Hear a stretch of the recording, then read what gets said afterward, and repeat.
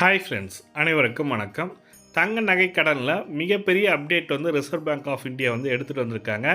இது அனைத்து நேஷனலிஸ்ட் பேங்க்குக்கும் செல்லுபடியாகும். Canara bank, Indian bank, State bank, Indian Overseas bank, Punjab National bank, all nationalized பேங்க்குக்கும் இந்த கட்டுப்பாடு உதவும் சொல்லியிருக்காங்க. என்னென்னு பார்த்தீங்கன்னா, என்ன கட்டுப்பாடுன்றத பார்க்க போகிறீங்க. ஒரு மக்களுக்கு வந்து ஒரு அதிர்ச்சியான செய்தினே சொல்லலாம். என்னென்னா, ரிசர்வ் பேங்க் ஆஃப் இந்தியா வந்து பார்த்தீங்கன்னாக்கா, நகைக்கடன் வைப்பவர்களுக்கு இப்போ ஒரு புதிய அப்டேட் கொடுத்துருக்காங்க. நாம் நகைக்கடன் என்ன பர்பஸுக்காக வைப்போம்? நம்மளோட செலவுக்கு உடனடியாக பணம் தேவைப்படும் போது தன்னுடைய நகையை எடுத்து போய் அடகு வைத்துவிட்டு அந்த பணத்தை வச்சு நம்ம பயன்படுத்திக் கொள்வோம். இப்போ வந்து பார்த்தீங்கன்னாக்கா ரிசர்வ் பேங்க் என்ன சொல்லியிருக்காங்கன்னா, நீங்கள் அடகு வைக்கிறீங்க, அடகு வச்சு மீட்கும்போது ஒரு வருடத்தில் நீங்கள் மீட்கிறீங்கன்னு வச்சுப்போமே. மீட்கும்போது ஒரு வருடத்துக்குள்ளே மீட்டிங்கனாக்கா அதற்கு வட்டி மட்டும் கட்டிட்டு மறு அடகுன்னு சொல்லுவாங்க. அன்றைக்கி வட்டி மட்டும் கட்டிட்டு மறு அடகு வச்சுப்பாங்க. இது மாதிரி ரிசர்வ் பேங்க் வந்து இனிமேல் மறு அடகு கிடையாதுன்னு சொல்லிட்டாங்க. எதனால் கிடையாதுன்னு பார்த்தீங்கன்னாக்கா, பயனாளர்கள் கட்டுப்பாடு விதிக்கணும். இது மாதிரி ஒரே நாள் வட்டி மட்டும் கட்டிட்டு திரும்ப அதே நகையை வச்சு கடனை பெற்றுக்கொள்கிறாங்க.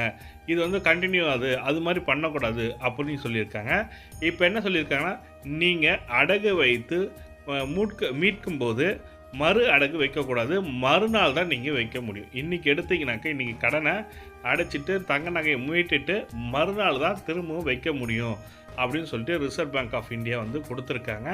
இது ஒரு அதிர்ச்சியான செய்தினே சொல்லலாம். எதனாலனா, பெரும்பாலானவர்கள் வந்து பார்த்திங்கனாக்கா வட்டியை மட்டும் கட்டிட்டு மறு அடகு வச்சுட்டு போயிடுவாங்க.